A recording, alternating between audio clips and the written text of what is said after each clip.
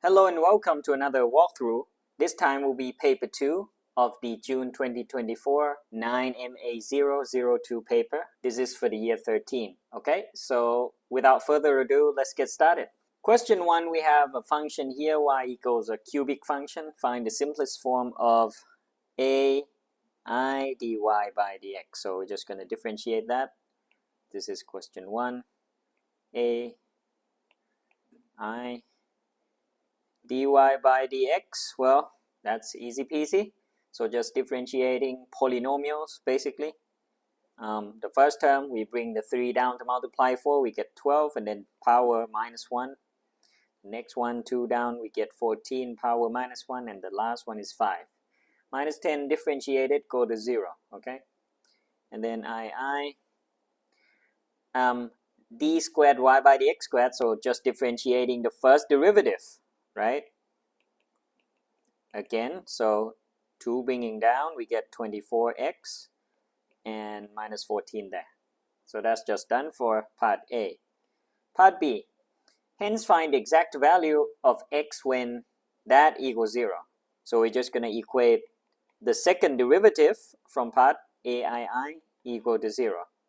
Then the exact value of x is 14 divided by 24, which is 7 over 12, right? Just simplify that by 2. And that's the answer there. Okay, that's just question 1 done.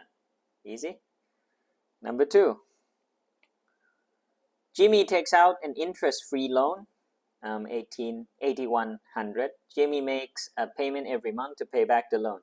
Jamie repays $400 in month 1, and then $390, and then $380. So this is an arithmetic sequence of a and the common difference is minus 10, right?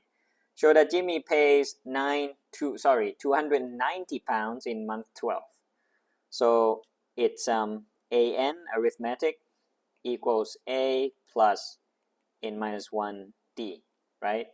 And we know that d is minus 10, so a being the first term, 400, plus n minus 1 times minus 10.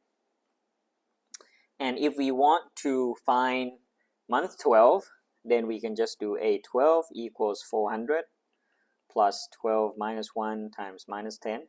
So that's 400 minus 110 there, right? And that will be 290. So that is as required. So it's 290 pounds in month 12 as required. And then this is part A, this is part B. Okay, part B. After Jimmy's nth payment, the loan is completely paid back. Show that n squared minus 81n plus blah blah blah equals 0. So this is accumulation of all the payments after nth month, right? After n month. So you're going to have to sum up all the terms, and this is sum of arithmetic sequence, right? So this is Sn instead. And the formula is n over 2 times 2a plus n minus 1d, right? We know that is the formula. So if we want to equate that to the total payment, which is to be 8,100, yeah? And then the big N will be the answer there. 2 times 400 here being the first term, 400, plus big N again, minus 1, and times minus 10, okay? Because that's what we know there. And hopefully if you simplify all that, you should get to the required form, right? So I'm just going to do that. So n over 2 multiplying in, we get the first term, 400n. And then inside here we have, so just that is minus 10n plus 10, right? And then if you multiply n over 2 in, you get minus n squared over just minus 5n squared actually. And then another term would be plus 5n, right? Yeah. And then if we simplify all that, okay, moving 5n squared right here, and then minus 405n here and plus 8100 equals 0. If we divide all that by 5, we get n squared minus 81n plus, let's see, 1620. Yeah, that's right, as required. Okay, yeah, let me check that. Yeah, it should be fine. Hence find the value of n. Okay, so part C, we're just going to find the value of n using the thing we showed in part B then. So, okay, how about just factorizing it? Let's see. Okay, 81, that's tricky. Okay, I'm just going to try a calculator here. So my calculator will have to do like this. So I'm just going to put 1 and then minus 81 and then 1620. Okay, so that's 36 and 45. What we can do is we can say n minus 36 and n minus 45, guys, just that, equals 0. We need to show some working, so that's how we do. And then, well, which one are we going to take? Nth payment, it's completely paid back. It should be the smaller value of n, because the first time is totally paid back, should be the right value. Because after you totally paid back the first time, you don't need to pay again, right? You don't need to pay the next month. So I would go for 36, not 45. Yeah, and that's just one value there. Okay, that's number 2 done.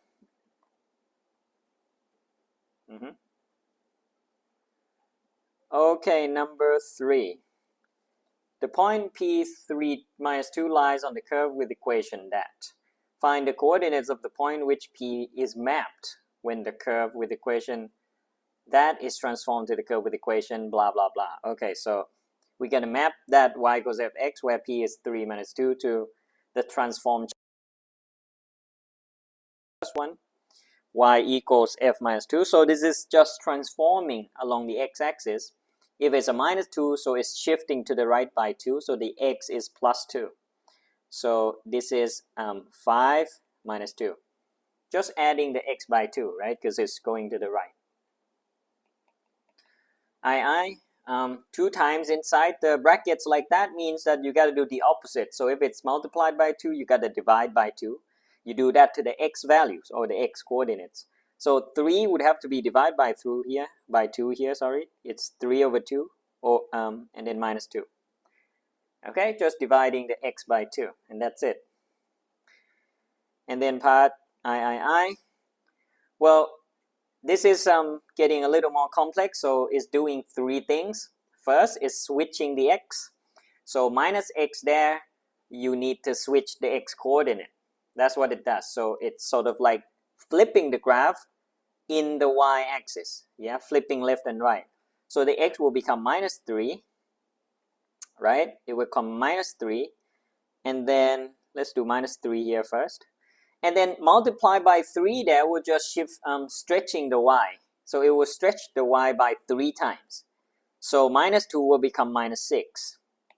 Yeah, that's just 3 multiply that. And plus 5 will just shift upwards by 5. So that's just minus 1 if you add them up. That's it. So that's those are all the answers to this whole question. Yeah. Make sure you understand the transformation here, the x and the y, and then stretching, enlargement, and so on. Okay, I'm just going to do the next part, number 4. A sequence U1, U2, U3 is defined by that, where k is a positive constant, given that U3 is minus 1, show that blah, blah, blah. All right. So, well, we can find U3 right away. Okay, so U1, so U2 will be equal to KU1 minus 5. Yeah, and that is just because U1 is given to be 6, so that's 6K minus 5. This is U2. What about U3? Well, U3, similarly, using that sequence relation, is just K times U2, which is 6K minus 5, right?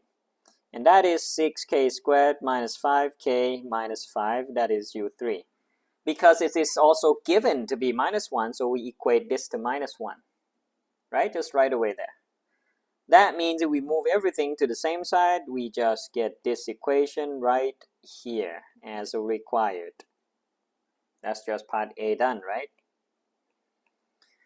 Part B, hence find the value of k. Okay, BI, find the value of k. Okay, let's see. We just solved, right? And I'm just going to use the quadratic solver again because it's kind of like convenient. Okay, so what was it again? A 6 minus 5 minus 4.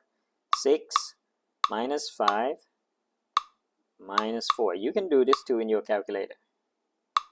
So I get minus 1 over 2. I'm just going to note down, and 4 over 3. So we got that answer to be that. Now if you notice, if you multiply the denominator, it's going to give you 6, right? Which is the coefficient of the first term. That means when you want to solve this smoothly, right? Because they probably won't give you marks if you don't show any working. So we're going to factorize that. So at first you might want to do, let's say, you're just going to take the roots to right in the brackets here. So if it's a minus, you change it to a plus here. And then the other one is just x minus 4 over 3. Yeah? But then if you multiply by 6, so 6 means you multiply by 2 on this brackets and multiply by 3 on this brackets. You're going to get 2x plus 1 on the first one and 3x minus 4 on the second one. And that is smooth because now we kind of like authentically factorized. Yeah, we just factorized. It looks like we did it authentically, but actually we didn't. We just use a calculator. Okay, so that's how you use a calculator to help how you factorize the thing. Equals 0, so we know that x is minus 1 over 2 or 4 over 5. Now we only need one value because k is a positive constant. K is a positive constant, therefore wait, that should be a k, shouldn't it? Sorry. Yeah. So k equals 4 over 3. Yeah, that's the final answer there. And then part II, find the value of the sum from the first to the third term. Now, some students I teach, when they see this kind of like sequence notation, like sum notation like this, they get scared. There is nothing to fear here because this is just telling you that you sum from r equals 1. The bottom bit means that the start, the first term is the u1. So you substitute r being 1 into the u there. So u r here when r equals 1 is u1. So that is telling you the first term.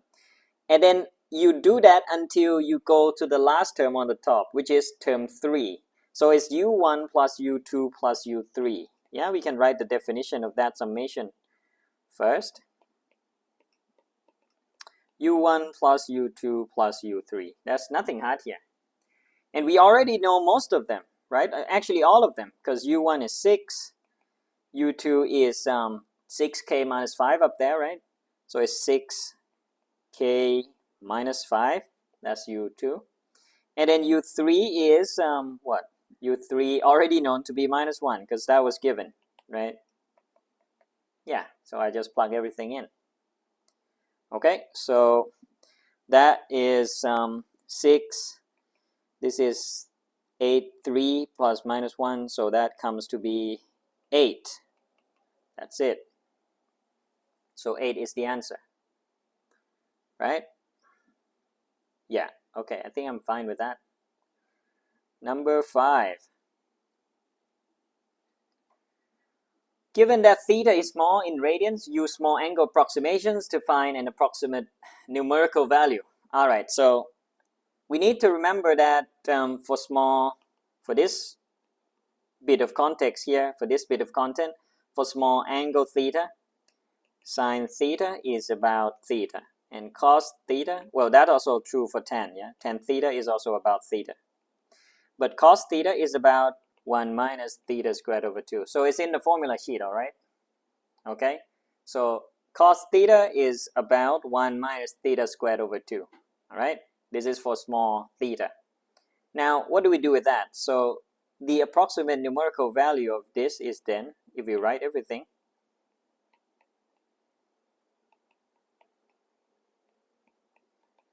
So this is theta. 10 to theta is just 2 theta, right? Divided by 1 minus, and then in brackets we need to substitute 1 minus theta squared, and theta in this case would be 3 theta and squared over 2 like this. So that's on top we have 2 theta squared. At the bottom seems like 1 cancels. We get plus 3 theta squared would be 9 theta squared divided by 2. So the theta squared cancel. Then we get 4 over 9. Yeah, as our final answer there. Okay, so 4 over 9 is the approximate numerical value. Alright, next one, number 6.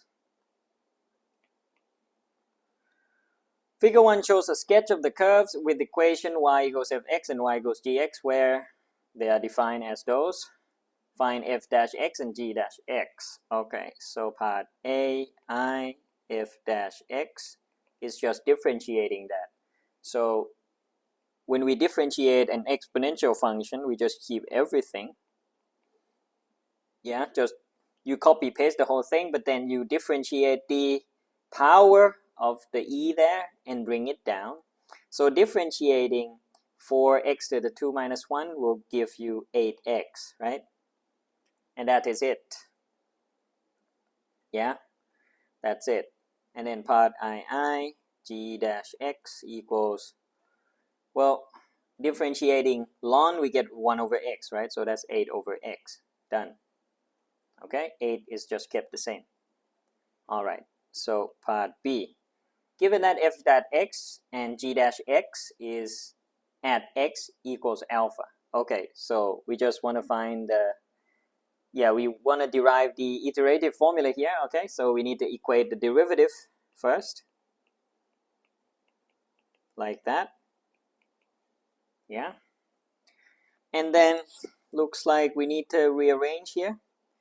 So let's make e the subject first. So we get e to the 4x squared minus 1 equals, well, 8 cancel, right? Can they not? Yeah. So it's just 1 over x squared. And then if we bring the power down here, we're going to have ln of 1 over x squared on the other side, like that. And ln of 1 over x squared happens to be, ln of x minus 2, right? And that is minus 2 ln x. You can bring the minus 2 to the front, right? So that's minus 2 ln x. Minus 1, 4x squared. Now we can just rearrange to the same expression there. 4x squared plus 2 ln x minus 1 equals 0 as required. Alright? And that's it for part B. And now we're going to use this iterative formula with x1 being 0.6 to find the approximate value of alpha. Okay, so we're going to find x2. So we're going to do the answer thing, yeah? Okay, so just going to bring my calculator. Going to go back to calculator mode. And we're going to do 0.6 and store that as my answer first. And then we're going to do square root fraction 1 minus 2 ln of answer, right, divided by 4. Pressing the calculator the first time we get, so that is x2 actually, would be equal to 0.71092 blah blah blah equals 4 decimal places. If we press the calculator again, it's going to be that. Yeah, so we just actually sub the whole thing into itself there. If we keep pressing, right, this app takes some time to do numerical method, so I don't have like a actual proper calculator here. Yeah. Well, meanwhile, I'm gonna just write down the substitution here. So x2 is equal to square root of 1 minus 2 ln of x1 being 0.6 divided by 4. That would be my x2 right there. Okay, seems like it's come out. So that's just that. So 4 decimal places, we shouldn't see the 4th decimal changing. So if I do that again, what is it going to give me? So let me do multi-screen for the time being so that the app keeps running, and then I'm gonna just tidy up my space here. Yeah, okay, hang on.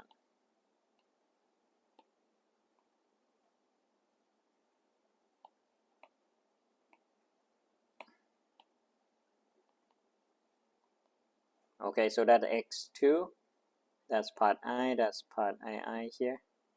Alpha, we need to keep pressing until it converges. So I'm just assuming now it's 0.683. Let's see the 4th digit. If the next one doesn't change from 0, then we do 0. Okay?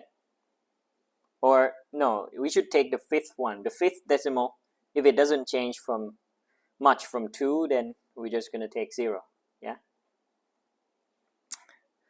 Okay, there you go. Oh no, it changes quite a lot. Okay, we need to keep pressing. 668, 6. That's horrible. It doesn't stop. I need a proper calculator here. Okay. You know what? Let me take another app. I think this one might be better.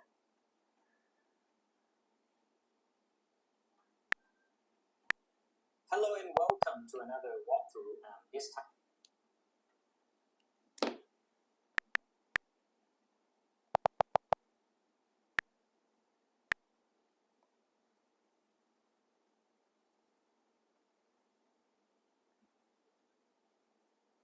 Okay, I'm gonna try this one, right? So 0.6 and answer. Okay, and then we use square root of fraction 1 minus 2 ln answer divided by 4. Okay, so that's the first answer. Okay, I was right. And then keep press equal. Okay, yeah, that's much faster. So it's 0.6706, 6706, yeah?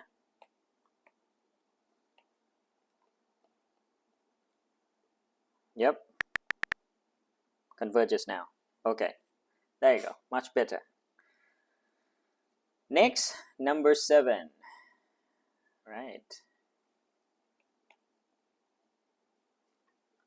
Figure 2 shows a sketch of the straight line. Line L passes through the point A and B. Relative to the fixed origin, A has a vector that, B has a vector that, find AB. So this is just relative vector. So AB would be equal to position vector of B minus position vector of A. So I'm just going to do it in a column vector form like this. Minus OA, which is 2 minus 3 and 5. Yep. So that's 5 minus 2 is 3, 6 minus 3 is 9, 8 minus 5 is 3. Yeah? I'm happy with that. Okay, so that is AB basically. Or we can write it in a Cartesian form, 3i plus 9j plus 3k. Okay. And then part B, given that point P lies on L such that AP equals to BP. Well, AP equals to BP. If you bring the line here, AP equals to BP. All right, so it's like P is somewhere here. Let me just extend the line. So P is somewhere here. That makes AP 2 times this. Yeah, 2 times BP. So think about it. If you think about it, if I may bring P closer here, around there, I think I should delete that. So AP is 2 times BP, and this is the magnitude. But P also lies on L, so it's fine. I drew the right diagram there. So AP is 2 times BP. Yeah, and they're parallel. Now the position vector of P can be easily found by just doing from these 3 points, right? For example, if you do AB plus BP, it's going to be AP, of course. But we also know that AP is 2BP, right? Now let's think about position vector of P. So how can we find OP? Yeah, OP can be, well, OA plus maybe, or I can do OB plus BP, right? Yeah, OB plus BP. You can just, so the middle, if you add up two vectors and the middle one, the inner one, sorry, are the same letter, then you get OP, the first and the last one. Yeah, that's just how vector goes. Yeah. So we already know OB, we just need to find the BP guy. Yeah. So BP can be found from that. AP minus AB. Yeah, I'm just doing vector equation here. AP minus BP. But AP is 2 times BP. So, well, actually, let's just substitute this in first. AP is 2 times BP, right? There we go. Now, we got to be careful because it might be 2BP or minus 2BP. Yeah? Because you might have P on the other side. Yeah, if you have P on the other side, look, because when you have the magnitude of AP equals 2 times the magnitude of BP, it can go either side, right? But if you don't have the modulus sign there, yeah, it would have been just one case, but in this case, there is a modulus sign, so that is just talking about the length. That means we have 2 cases, where another one would be, we put that as minus 2 BP. Yeah, we put AP as minus 2 BP. So if we solve separately, we're going to get OP separately, right? So in this case, we have BP being AB, which is 393. So OP would be OB, which is 568 OB, right? And plus BP. Yeah, just found to be that.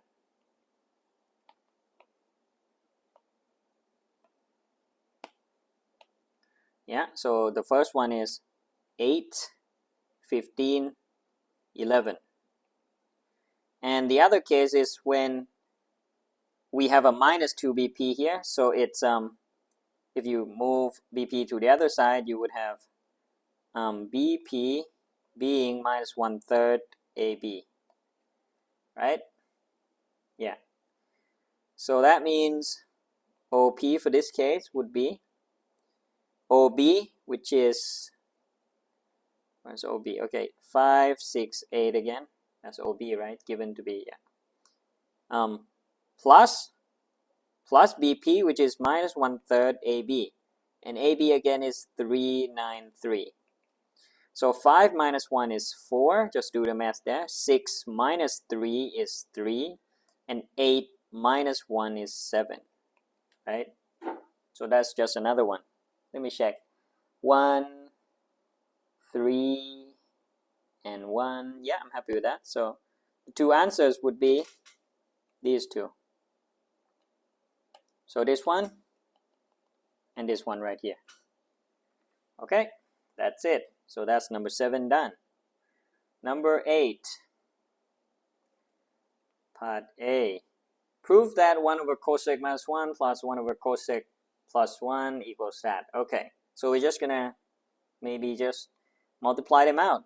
So if we do cross multiply, yeah, that multiply that and that multiply that, and the denominators multiply out, we're gonna get cosec theta plus 1 plus cosec theta minus 1, and then they have the same denominator. You multiply them out, you have cosec squared theta minus 1. That is just the difference of squares. Okay, so the 1 cancel there, we have 2 cosec theta, yeah, divided by this. Now cosec squared minus 1, isn't it the cot squared, right? Because we have cosec squared minus 1 equals cot squared theta. This is a trig identity. Yeah, so that is cot squared there, theta. All right. Okay, I'm just going to keep that here, around here. Yeah, that's cot squared. And now we try to simplify all this, right? So cosec is 1 over sine, so that is sine here. Cot is cos squared theta over sine squared theta. So the sine cancel once. We have one more up there, so 2 sine theta. And then we have 1 cos below here, and then maybe 1 over cos, like that. I'm just manipulating the terms here so that we have separate functions, obviously. And this will be then 2 tan theta sec theta as required, right? Yeah, if you just try the algebra there, you will see. Okay, part B. Hence solve 0 less than x less than 90, the equation that. Okay, so we're going to make use of the derivation above there. But note that theta now becomes 2x, right? Okay, so that means the left-hand side would have to be 2 tan 2x sec 2x, yeah? Just making it x first, right? Or actually we can just, do the theta there instead, but anyway, I'm just doing it this way then. Okay, so we use the formula above, changing from theta to 2x, and then this is equal cot 2x sec 2x. Now, if we cut out sec 2x, we're gonna, let's see if sec 2x can be 0, because if it can, then we shouldn't cut it out. So we have sec 2x equals 0 here, or we can just, this might be a better way, so we can just cut it out like that, just cancel out. But bearing in mind that sec 2x can be 0 here, to see if there's any solution on that part. Well, let's think about that first then, yeah? So sec 2x is 1 over cos 2x equals 0. Well, that doesn't seem possible, right? How can you do 1 over something to get 0? That's not possible. So there's no solution here. Okay, for that part. Now we can do the other part. For this one, well, cot 2x is 1 over tan. Yeah, this is 1 over tan 2x, right? So that means if we multiply by tan 2x on both sides, we get 2 tan squared 2x, yeah, equal minus 1 equals 0. I'm just moving 1 from the right side to the other side already. So that means tan, so I'm getting tan 2x here equals plus or minus 1 over root 2. Just solving that quadratic function of tan 2x there. Yeah. Okay. And then we solve separately using the cast diagram. So one of them is tan 2x is tan 2x being minus 1 over root 2 to see how many answers we get. Bearing in mind that if we solve for 2x first, the domain of the angle should be from 0 to 180. Yeah, just multiply the domain by 2 on either side. Well, okay, so let's do the principal angle first. So I'm going to do arctan 1 over root 2 here to see what I get. This is in degrees, okay. So I can use this one, that's fine. So arctan 1 over root 2, right? So that's 35.26439. Just going to keep that many first. Okay. And then if we want to find using the cast diagram, seems like we got to go for all the cases because this is plus and minus 1 over root 2. So we get all the cases in the cast diagram, all the quadrants, I mean. All the quadrants within 0 to 180. So I'm just doing 2x here equals, let's do that angle first. It's going to be 35 then. Just going to do up to 3 decimal places. And then what's the next one? The next one should be that, right? Which is 180 minus. Yeah. And then what's the next one? Well, that's it, because we can't go greater than 180. So those are just the two. Yeah, those are just the two, because we can't go greater than 180 for even 2x. So that means our x is just those divided by 2. So I'm just going to do divide, hang on. This divide by 2. So I get 17.6. Yeah, for the first one, degrees, and the other one would be,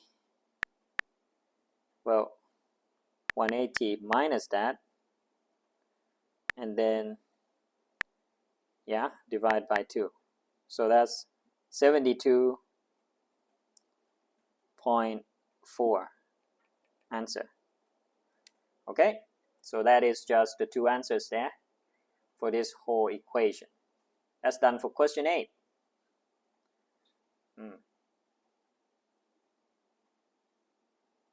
Question 9 seems like a big question there. We have a parabolic graph here, so it looks like that. And then part A, find h in terms of x. All right, so the graph shows 3. Okay, the height h meters of the ball above the ground has been plotted against the horizontal distance x, measured from the point where the ball was thrown. With respect to a fixed point origin, point A has coordinate 2, 0. Okay, A being here. B, 20, 0.8. Okay, and the ball reaches its maximum when its x equals 9 here. Okay, so it's just saying this is 9. Yeah, but we don't know the maximum yet. A quadratic function linking h and x is used to model the path. Find h in terms of x, right? So if we are now told that it is a quadratic function, then we can do something like h equals ax squared plus bx plus c. Yeah, and hopefully we should be fine. So we have 2 points, A and B, that we can already use. So at A, h is 2. If you plug all the x in, you get 0 and 0 and c. So you already got c to be 2 here. We update the equation, so we get that. And then again, point B, h being 0.8. So we plug everything in again. A, 20 squared plus 20b plus 2. We already got 2 there. So we are going to have a and b still unknown. We're going to solve for that, right? So we have here 0, 400a, yeah, plus 20b, and then plus 1.2. That's just 2 minus 0.8. Okay. Let's keep that equation for now. And the other one is telling you that the maximum occurs at x equals 9. Well, of course, if we got anything to do with maximum, is a turning point. So we should differentiate the h respect to x. dh by dx, we get 2ax plus b, right? 2ax plus b if you differentiate the h there. Now, this should be 0 at x equals 9, right? So 0 at x equals 9, like that. Okay, so we get the relationship between a and b right here. That is just saying b is equal to minus 18a right there. Yeah? That means we can substitute a minus 18a into b there. So we do that.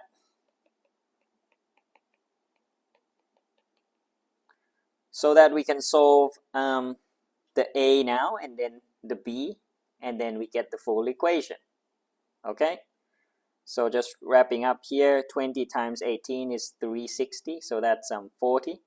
So this is 40, and then 40a equals minus 1.2, isn't it? So a equals minus 1.2 divided by 40. So if we multiply that by 10 and divide by, so that's 12 over 400, so that's minus 3 over 100, right? Divide that by 4. That's a, right? A and b are constants to be found. Yeah, I guess that's fine. What is b then? B is 18 minus 18a, so that's going to be minus 18 times minus 3 is 54 over 100. So that's A and B. I think I need to check here because we get a fraction. So yeah, I'm just urged to check a little bit there. So C is 2, that's kind of fine. And then we plug 0.8 in.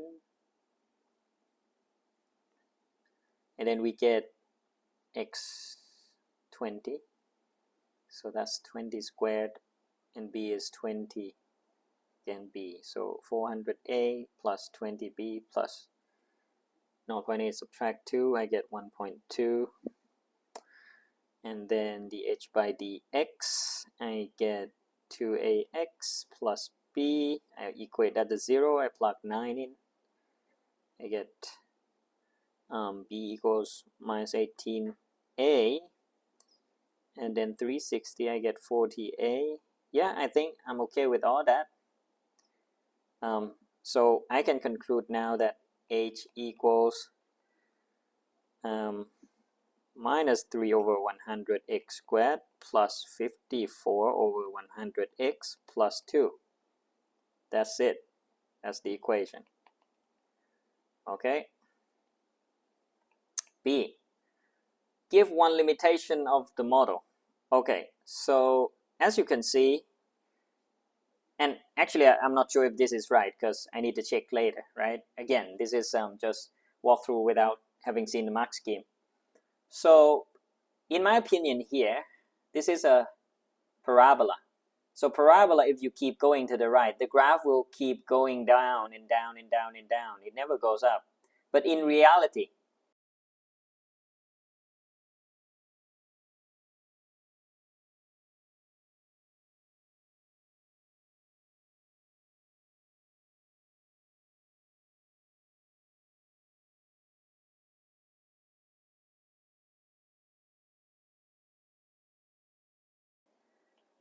okay, Chandra is standing directly under the path of the ball at the point 16 meters horizontally from O.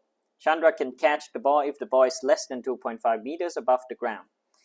Okay, so 16 meters horizontally from O. So that is just saying x equals 16. H equals, from our model, we can sub in everything, just x here basically, to see if it's anything to do with that. Divided by 100, and then plus 54 times 16 over 100 plus 2. So that's 2.96, yeah? 2.96 is greater than 2.5, yeah? But Chandra can catch only if the height is less than 2.5. So Chandra cannot catch the ball because it's greater than 2.5. That's it. Next one, question 10. Figure 4 shows a sketch of the curve C with parametric equation. The point P with coordinates 4, 2 lies on C. Using parametric differentiation, show that the tangent to C at P has equation that. Okay, so we do dy by dx equaling dy by dt over dx by dt. dy by dt is just differentiating 1 minus t cubed. So differentiating 1 gives you 0. Differentiating minus t cubed is minus 3t to the 2. Okay. Differentiating x respect to t, well, we can use chain rule. We bring 2 down and the brackets remain the same. And differentiating the bracket, we just get 1. So we don't have to write anything. And then we want the gradient at x equals 4. But at x equals 4, yeah, t would be equal to square root 4 minus 3. Just solving the x expression here, you put x equals 4 in, and then you square root, you undo the 3, you get that. Yeah, this is minus 1 for the t. Okay, let me just double check that. Yeah, that is in the range, because if it was minus 2, then that would be outside the range. Yeah, Okay, let me double check. Square root x 2 minus 3, yeah, okay. So we can just find dy by dx using that t value, which is that 2 times minus 1 plus 3. So that's minus 3 on the top part and 4 on the bottom part. Okay, so that's the gradient of the tangent. All right. Now, it's done, so we just do y minus y1 equals mx minus x1, because this is tangent, not normal, so we gotta be careful. So it's just y minus y1 to m, which is that, times x minus x1, which is 4. Multiplying out by 4, so I get 4y minus 8 equals, multiplying minus 3 out, I get minus 3x plus 12. If I rearrange that, moving minus 8 to the right side, moving 3x to the left side, I get what is required there. So that's no problem there. Okay. Next part, part B. The curve C is used to model the profile of a slide at a water park. Units are in meters, with y being the height of the slide above the water. Okay. Find, according to the model, the greatest height of the slide above the water level. Okay, greatest height above the water level. So you see, if you keep going to the left, right, this line can go further and further up. But because there is a limit to the t value here, probably it doesn't just go for eternity. It will stop somewhere, that's what I'm saying. So we need to find out what is the sort of like the maximum value of y. The maximum value of y happens when we make t cubed here smallest. And if we take 1, substitute in the t here, probably not smallest. That's biggest actually. So we want minus 2 instead. So we plug t minus 2 in, and then y will be equal to 1 minus 2 cubed. That will make it 9. Because minus 2 cubed is minus 8, and then 1 minus 8, we get 9, right? So that is the largest y from the limitation of t. So therefore, the greatest height, now I have observed that when it asks in words like this, you should give it the unit. So 9 meters, yeah? Actually, let me just check back if I should answer something else in have a units as well, yeah? Let me just, give me 1 minute, yeah? I don't think so. I think I'm fine. Ooh, value of n. Yeah, no, that's fine. Yep, I'm fine. So let's carry on with question 11. Question 10, are we done? Yes, we are. Greatest height, 9 meters. Okay. 11. Figure 5 shows a sketch of part of the curve C with equation that the finite region R shown and shaded in figure 5 is bounded by the curve C, line equation x equals 1 and x-axis. Find the exact area of R given in the form of that. Alright, just integrating, guys. So we're going to integrate that expression there, dx, from 0 to 1. And now, this is a very good time to show you how to do a DI method, because the mark scheme also allows, the syllabus also allows, so we should use it. So the DI method is particularly useful for by parts integration. Particularly so when you have to do by parts maybe 2 times. Because after you say if you make x squared the u, you differentiate 1 time, you get to x, and then you're going to see x multiplied with the exponential form again. So you got to do by part in the by parts, right? The DI method is the very nice way to, save time. So you have, if I may take 8 outside here first, just to make it simple. So the DI method, we make x squared the u, right? That would be what That would be what we would have done if we didn't use DI method. Just the normal by parts integration, we would make ux squared and make dv the other thing, which is this. DI goes like, well, you keep differentiating the D column and you keep integrating the I column. So differentiating the D column until it is 0 and we stop there. So differentiating x squared, we get 2x.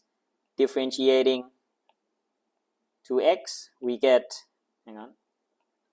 we get x, we get 2.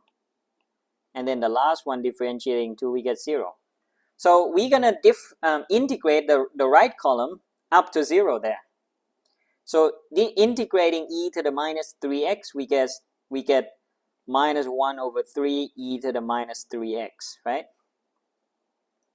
Integrating that again, we bring minus 3 to divide. Now it's going to be a positive, or 1 over 9, and the exponential remain the same.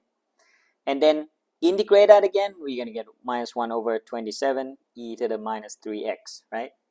And now what we do here is that in front of the first line here is a plus and minus and plus and minus.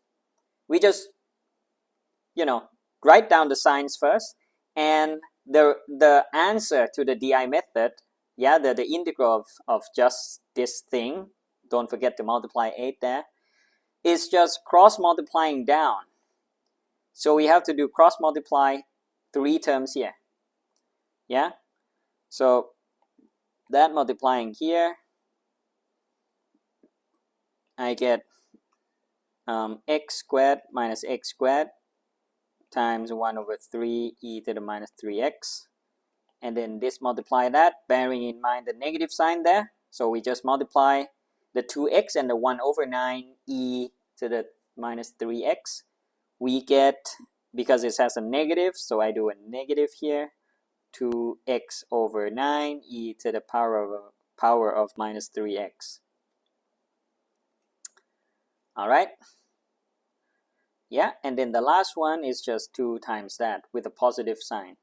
So I get, well, with a positive sign, but this already has a negative, so I got to keep that. So negative 2 over 27 e to the minus 3x. And that is all there are for all the terms from the DI method. And we don't forget to multiply this whole thing by 8, right? And then sub in the bounds 0 and 1. So that would be just the answer to this. Yeah, we just work out the substitution, then we'll be done. All right. So it's just 8 and then sub in the bounds. I'm just subbing in 1 first. Well, if I sub 0 in, the only term left is this term. So, okay, let's sub in 1 first. So it's minus 1 over 3 e to the minus 3. And the next term is minus 2 over 9 e to the minus 3. And the next one is minus 2 over 27 e to the minus 3. And then if we sub 0 in, the first 2 terms go to 0. So that's going to be, if you sub 0 in here with the minus sign, don't forget, we're going to get minus and minus that. So it's 2 over 27. E to the power of 0 is just 1, so that's it. So this is the answer here. So if we simplify this, we're going to get the answer. Okay, so we can take e to the power of minus 3 out from the first 3 terms. And keeping 8 outside for now. So I have e to the power of minus 3. That's minus 1 over 3 minus 2 over 9. Let's make everything into 27. Or I can use a calculator, of course. And then this is plus 2 over 27. Okay, so what do we have? Minus 1 over 3 minus 2 over 9 and minus 2 over 27. Just doing a fraction here. So that's minus 27 over minus 17 over 27 e to the minus 3 plus 2 over 27 times 8 right? So that is just okay, so we need to multiply all in. Okay, so 17 times 8, we get minus, hang on, we do the a first, so it's 16 over 27 minus 136 over 27 e to the power of minus 3. Yep, that looks fine. A and b are rational numbers, not simplifiable, because we can't really simplify using any common factor there. So that's just it for this thing. Let me double check, right? Because I might have made a silly mistake somewhere. Let me just sip water.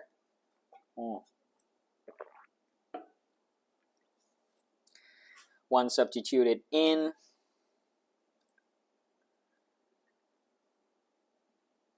Yeah, I think I'm happy with that. And then down here we have that. Okay, I'm just going to do the fraction again, yeah? So minus 1 over, over 3. And then minus 2 over 9. And then minus 2 over 27 in a fraction form. Yeah, that's right. And then I think that's it. Yep, okay, so that's my answer. Number 12.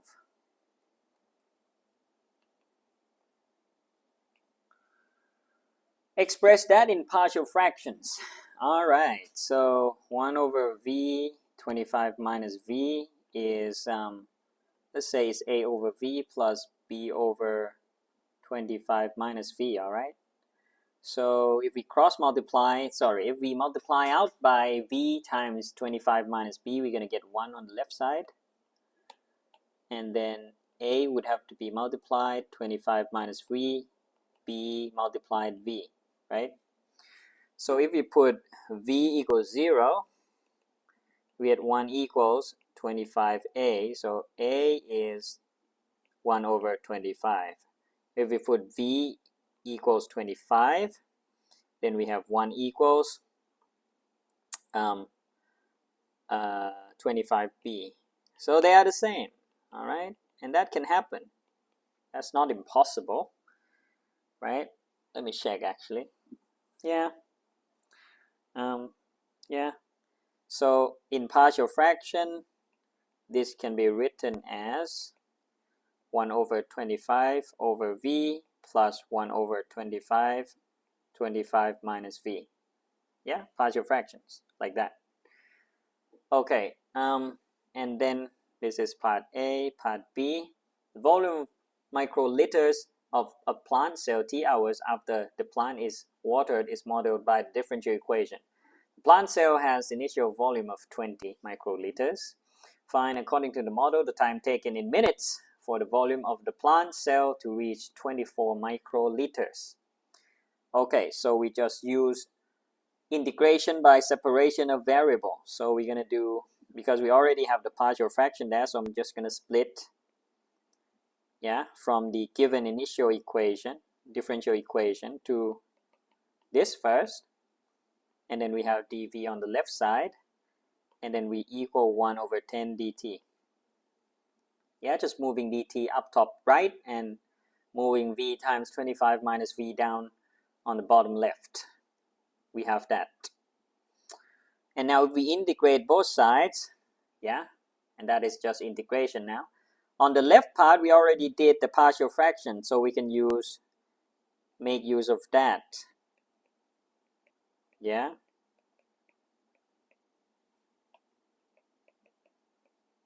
Equals, so integrating 1 over 10 dt is just t over 10 already, and I'm going to do plus c here already, yeah.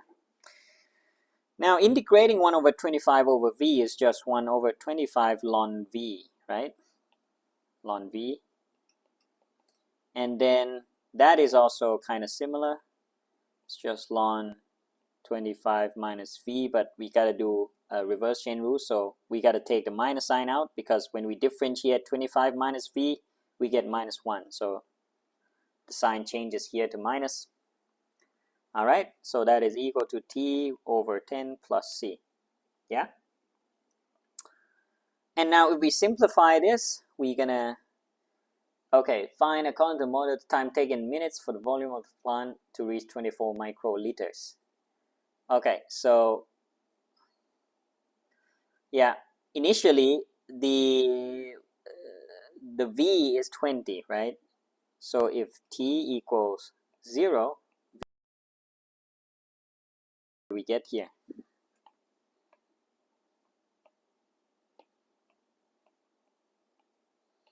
So 1 over 25 ln 20 minus 1 over 25 ln 25 minus 20 is 5. So that's ln 5. T is 0 plus c. So that's just to get the value of c. So it's 1 over 25 and then ln 20 minus ln 5. If you factor 1 over 25 out, you're going to get ln 20 minus ln 5 in the brackets. Ln 20 minus ln 5, you can use the log property. So that's where you get ln 20 divided by 5. So that's ln 20 over 5. So that's ln 4. So this is 1 over 25 ln 4. Or ln 2. Or 2 ln 2, right? Okay, so I'm just going to write again here. C equals 2 over 25 ln 2. If you simplify that a little further. Now we need to solve for t when the volume is 24, right?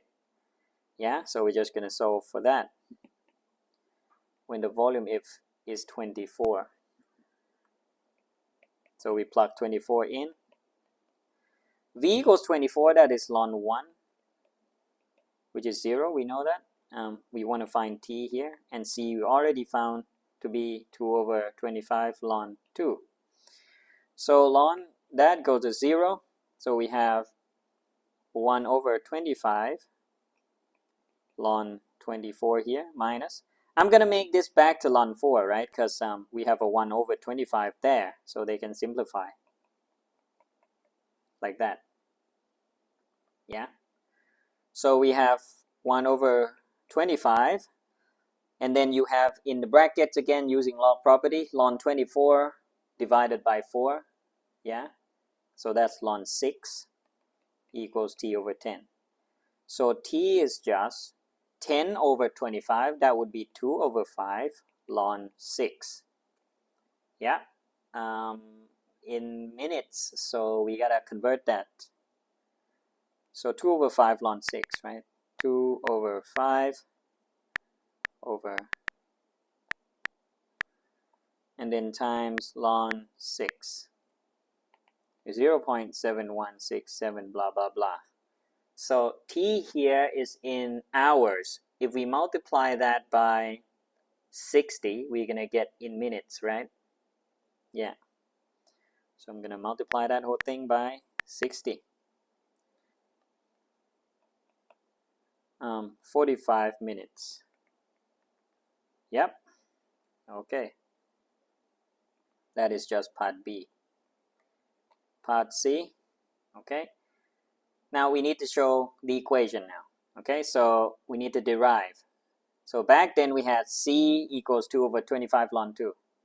Now we're going to take this equation, right? Okay, so I'm just going to take that equation like that.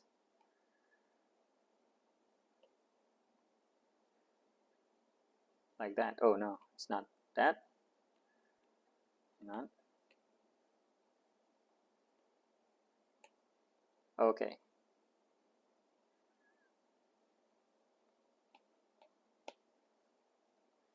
So we bring C down here as well. So C is 2 over, I'm going to make it 1 over 25 for the time being, yeah, because it's probably more compatible with the other guys. Yeah. Let me check everything. Yeah, I'm happy. So let's simplify that, right? So we have, if we bring everything on the left side, we have 1 over 25, yeah, ln of v over 25 minus v. And 4 here will be subtracting as well. So 4 will be down with the 25 minus v there. Okay, so and that's everything in the brackets equals t over 10. Yeah, so if we kind of like make v the subject here, so we will have at first we have k is a constant to be found. Okay, so it's ln v over 4 times 25 minus v equals 5 over 2t, just bringing 25 on the other side, right? And then we put ln away, so we have v equals 4, 25 minus v equals, we have e to the power of 2 over 5t here, right? Yeah, because that's how you undo the log. And then we multiply to make everything expand here. So we have, guess I'm going to have to multiply out. So 100 there from 4 multiplied 25, e to the 5 over 2t. And then minus 4v e to the 5 over 2t as well. Okay, I think I'm good. Now we gotta merge that term so that we get v and then 1 plus 4e to the 5 over 2t to make v the subject. Yeah, so v as a subject would become 100 e to the 5 over 2t, all divided by 1 plus 4 e to the 5 over 2t. Now, it doesn't look like the same yet because we can divide across by e to the 5 over 2t. And that's going to make a negative term in the power of e there. So if we divide top and bottom by e to the power of 5 over 2t, right? Yeah, we're going to have 100 because e to the 5 over 2t will go away for the bottom, for the top part.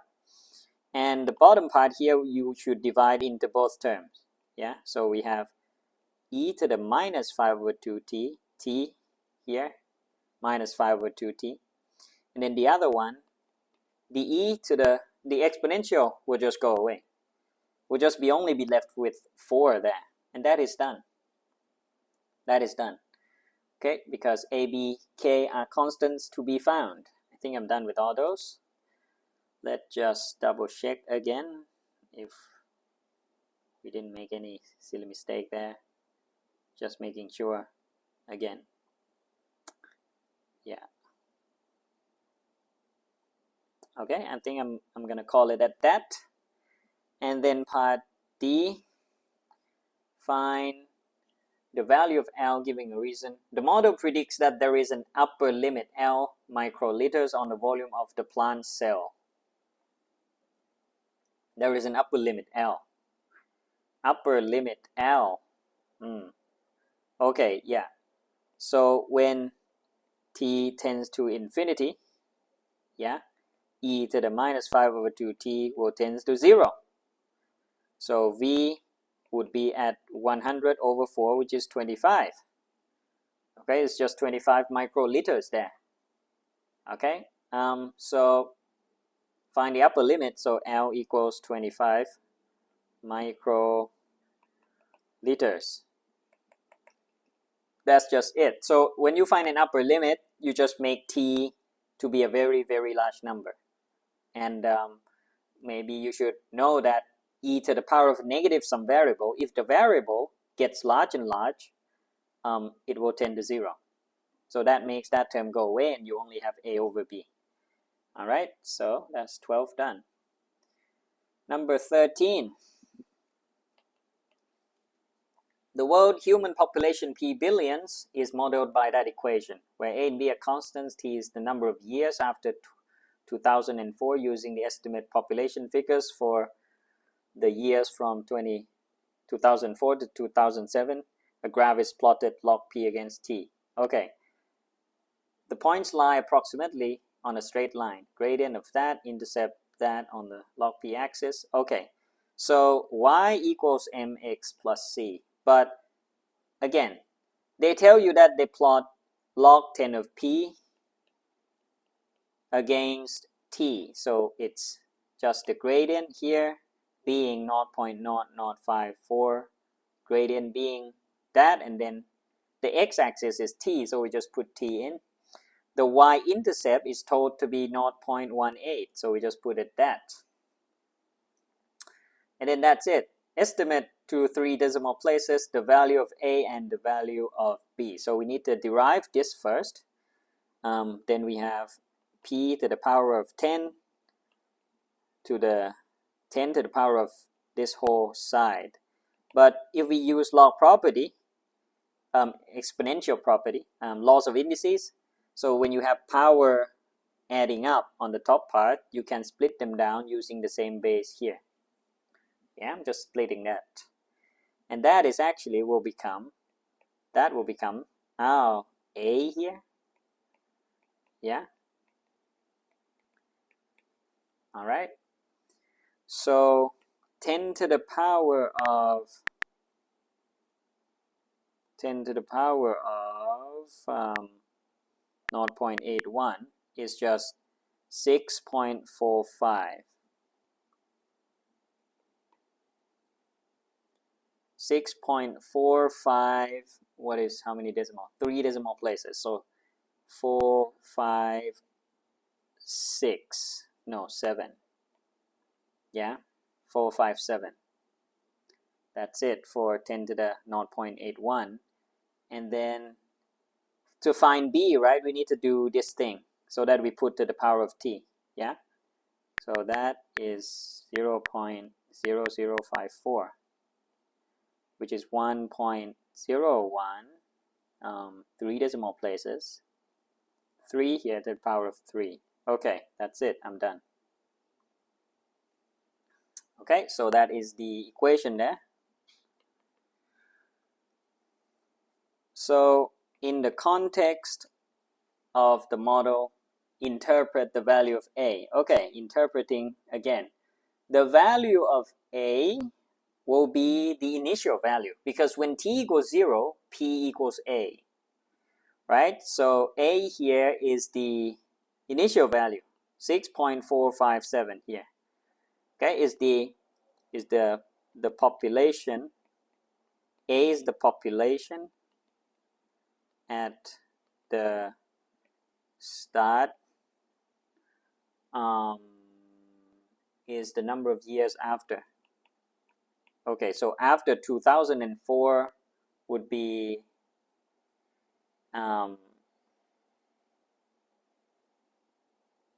in 2004. So is it at the beginning? Yeah. So it's at the beginning. At the beginning of 2004. Yeah. And I interpret the value of constant b. So b is the growth of population. Yeah, it's a proportion, because proportion, the population grows by, what is this, 1.3%, because you're going to keep multiplying this factor every year. So it's the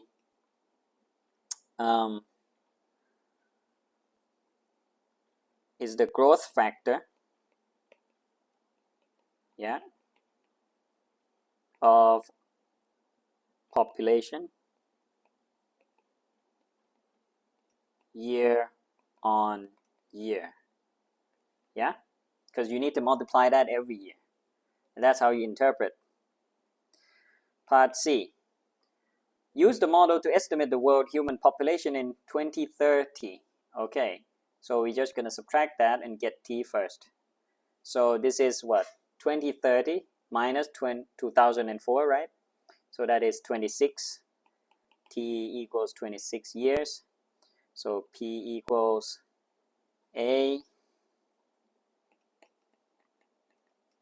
times that to the power of 26.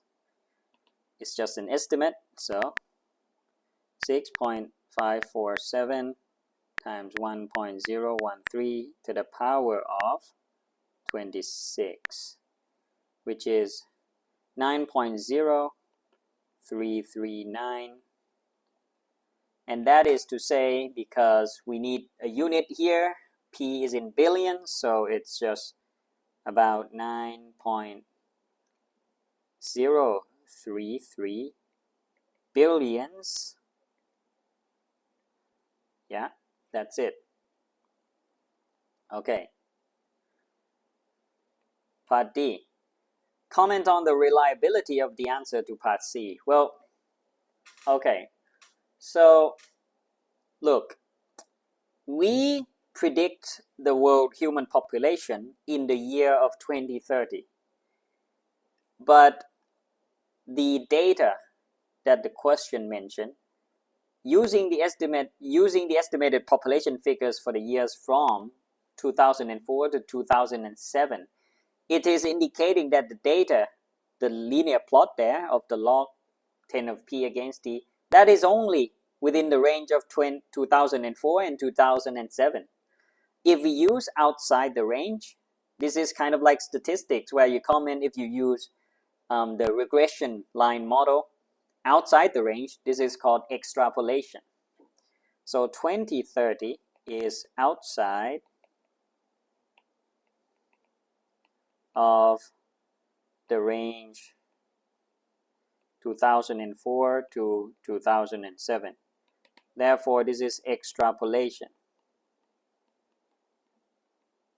and it's not reliable. All right, that's what it is. That's just it.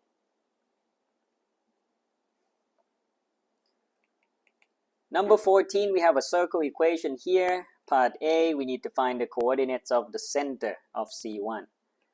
All right, so we're just going to complete the square here. We split into the X group and the Y group here. That's how I do it. And 33, I got to move to the other side like that. Okay? And then for the X group, I have X minus, dividing minus 6 by 2, again minus 3, and then I squared. But because unwillingly, not unwillingly, by completing squared, I have to compensate back the last term, which is the plus 9. So I need a negative 9 here to make everything go back to the same expression. And then that is the same for that. So this is a plus 7 and then minus 49. Okay, so that's it. Yeah, because we need to add the last term in each of the square expanded form. And that would just make this complete squares into X and Y. So the left side, we have the number to be 58. Moving on the other side, we have 25 here. Yeah. I think I'm happy with that. And then that will be it. So the coordinates of the center is 3 minus 7. And the radius is 5. That's part A done. Part B, find the range of values of k, writing your answer in set notation. Right, so we have another circle C2, which has a center with coordinates minus 6, minus 8, has a radius of k, given that C2 and C1 and C2 intersect at 2 distinct points. Right, I'm just gonna maybe draw circles roughly and see if it makes sense. So C1 here have a center of 3 minus 7. So 3 here maybe. Minus 7's around here. And then that's the center. And then the radius is 5. So it's 5 here. So this is minus 2. And I mean, if you try to fit the circle in with the radius 5, I'm just trying to see the proximity of this circle here. So on the left is just about here. This is minus 2. So you're going to get a circle like that.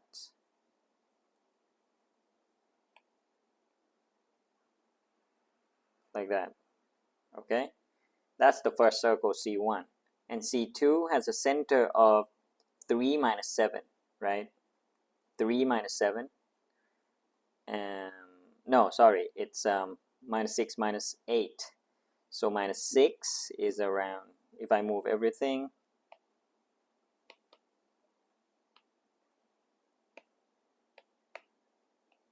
and then maybe extend this axis, minus 6 is probably around here, and minus 8 is further down here, right? Around here. So there. Okay, let's move the circle a little more to the right. Now we need to get the two circle cut at two distinct points, right? Okay, so minus 8. Okay, so the I mean, if we draw two lines, if we draw lines connecting the center, okay, we draw a line connecting the center, that is the minimum radius that it can take. So the minimum radius is when, you know, the two circle touches like that. That's the minimum radius. And we can find how long this is, and that will be the value of k, and that is the minimum. So we find the minimum and the maximum would be easier, I think. Yeah. So that is the minimum and maximum. I'll just do. So if you extend the radius up to this, that will be a larger circle here. Let's say larger than that. Okay. So I go over the page there. That will be the maximum k. So the minimum k when it starts touching, and the maximum k when it's like, you know, further beyond the other circle now. This is circle 2 here we're talking about, C2. Okay? But we know that the center is at minus 6, minus 8. Alright? So how do we find k for the minimum and maximum? Now, if you look at these two circles, right, we should find the distance between the centers first. So the distance between the center, let's say that is the distance d between two centers, is just a Pythagoras of these 2 points, right? So that is just minus 7 minus minus 8 squared plus 3 minus minus 6 squared, and that is minus 7 minus minus 8 is 1, 1 squared is 1, 3 minus minus 6 is 9, 9 squared is 81. So that's root 82. So that whole length is root 82, but we already know that this length right here should be 5, because that is from the previous circle, the first circle. This is 5, so the minimum k here is already, yeah, root 82 minus 5. Alright, that's the minimum k, just by drawing the circle. And we also know that, well, if this is 5, so the maximum is then, this is 10. So this is 10. And then because k is the same, yeah, so we do, wait, what's this distance again? This distance is this, right? If we want a maximum, we add this by 10, right, to get to this point. So k maximum is just the k minimum, which is that, and add 10. So that is just root 82 plus 5. Okay, now we get the range of value of k. So k must be greater than and cannot be the minimum, because if it's a minimum, then it only intersects the other circle at one point. So the like the lower bound, if you like, is that, and the upper bound, which cannot be, is then that. Oh, sorry, plus 5. Yeah. I think drawing it out and just think about the logic of how the two circles intersect would be a much better approach, right? And that's kind of like the only way that they intersect more than 2 points. So it can be any circle. So if I draw, let's say I draw an example circle here, yeah, it's going to be like that. So it can be as small as that, around there, and as large as that, to intersect the other circle at 2 points. Anything in between is fine, as you can see, yeah? As you can see, anything in between is fine. But not smaller than this, because it's not going to cut, and not larger than this, because it's going to go over and not cut at all. So anything in between, yeah? To visualize that. And we have that range. All right. Next question, question 15. So let's do question 15 then. Here we go. Question 15, the curve C has equation that find an expression for dy by dx in terms of x and y. Okay, so 15 part A. Well, we can just do implicit, yeah? Yeah, so we d by dx the whole equation, right? So we d by dx the x plus y cubed there, so you just do chain rule. 3x plus y to the power of 2. That's just the first step. That's the outer function.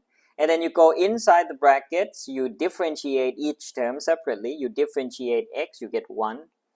You differentiate y, because this is differentiating implicitly, so you get dy by dx.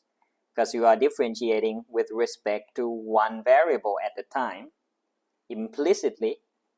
Yeah, and that's just it for the left-hand side. The right-hand side is just easy, so we get 6x here. And the second term is 3 dy by dx. And minus 2 goes away. Okay, now we just, to make dy by dx the subject, we need to expand this all out. Yeah, so we have just 3x plus y squared. I'm not going to expand the x plus y squared yet, because we don't need to. We just keep the x plus y squared around here. Just pretend like it is just another variable maybe. So I get that, right? Expanding the left-hand side, but not totally. And then here we still have those. Yeah. So we're going to collect the term dy by dx. So I see now that I can do 3x plus y squared. I move the 3 dy by dx to the left side. I get plus 3 here. And then I put dy by dx here, factored it out. Yeah. Okay, so the other side is 6x minus that guy. All right. Yeah. And now to make dy by dx the subject, then I need to do just all that divided by the whole thing. Yeah. Just that. And now if we should simplify, we can factor everything by 3 because all of the term have 3, right? So if we factor out by 3, we get 2x here, no 3 there, and no 3 down here at all. Like that. And I would stop there, you know, because there's no point expanding all out. You won't simplify as much as this right now. So that's it for me, yeah, for part A. Part B. The point P10 lies on C. Show that the normal to C at P has equation that. Okay, so we're going to find dy by dx at x equals 1 first. Yeah. And y equals what? 0.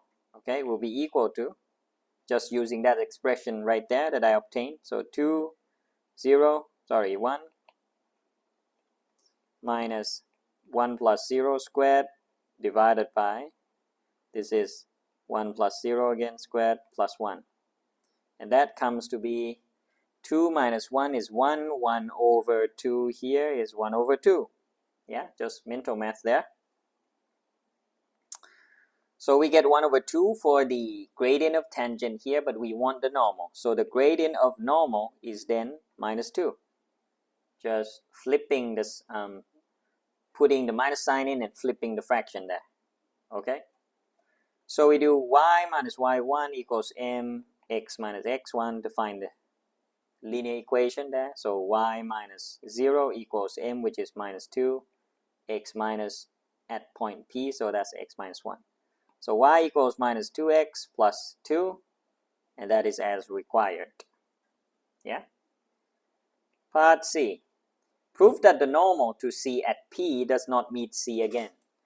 So we need to use this linear equation to substitute in the original curve C function there. Alright, so let's see how it goes. So I substitute the left-hand side using that equation right there, substituting y as minus 2x.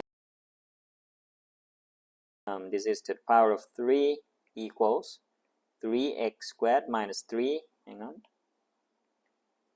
minus 2x plus 2. Let me move things a bit here. Okay. And then the last term is minus 2. Let me just, yeah. Okay. Yeah, everything is there. Let me double check. Minus 2, yep, that's fine. Okay. Simplifying everything, this would be minus x plus 2 cubed equals, well, that's 3x squared plus 6x minus 6 there and minus 2, so I get minus 8.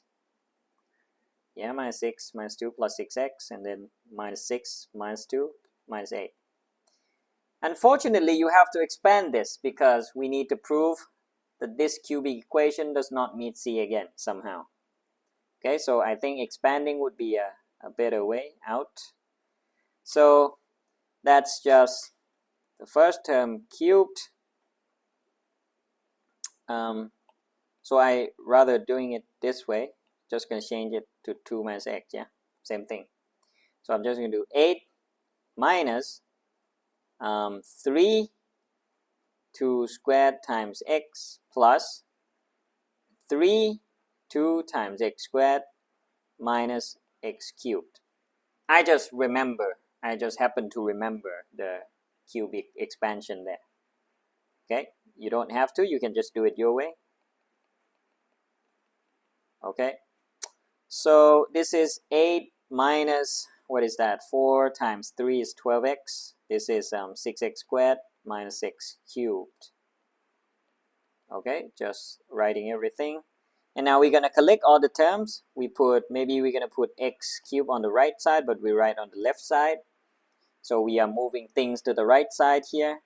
So the 6x squared going to subtract the other side. We're going to have minus 6x squared instead. The minus 12x is going to move the other side, so we get plus 18x. The 8 will subtract the other side, we get minus 16 equals 0. And that is when we solve cubic. So, but we need to prove with the reasoning clearly. So probably calculator work is probably not appreciated. So we already know that one of the answer is 1, 0. So we can use x minus 1 is a factor, because x equals 1 is going to be one of the answer, because that's where the normal cuts the curve. You know, the fact that we use p.10 before, x minus 1 here must then be one of the factor, because when you factorize and you get x minus 1, so x equals 1 is one of the answer, right? Yeah, is a factor. Well, that means I can do maybe long division. Yeah, long division then. Never mind. So long division. So first x divided into the x cubed, we get x squared. So that's x cubed minus x squared. Subtracting that, we get 0 on the left, and then minus 3 minus 1 is minus 2x squared, and then we bring that down. Dividing the first term again, we get minus 2x, right? So that's minus 2x squared again, and plus 2x. Subtracting that, we get 16x here. We are pulling 16 down, so that would be plus 16. So this is 16x minus 16. So that confirms that it is a factor because there is no remainder. But then we can write x minus 1 and x squared minus 2x plus 16 equals 0. Now, we can prove that this has no solution by just doing discriminant. So b squared minus 4ac for that discriminant, for that quadratic factor there, is minus 2 squared minus 4 times a times c. And this is 4 minus 64, so it is a negative. So there's no real solution for this quadratic.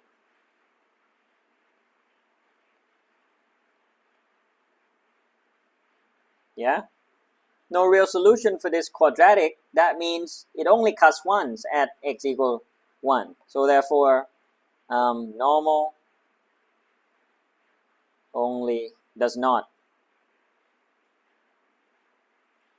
meet C again. There. Okay? Because there's no solution for that quadratic. So the only solution is this, which is already the point P that we got. And that is the end of the paper. Okay. So I hope that was all useful. So I have marked the paper. The only question I got wrong is the ball question there. And I think I already annotated in the video. If you haven't watched the Pure 1 paper. Don't forget to check it out. And if you haven't done so, please support my channel by just hit the subscribe button, and I'll make sure that I keep posting this kind of video for you guys. I'll see you in the next one. Bye.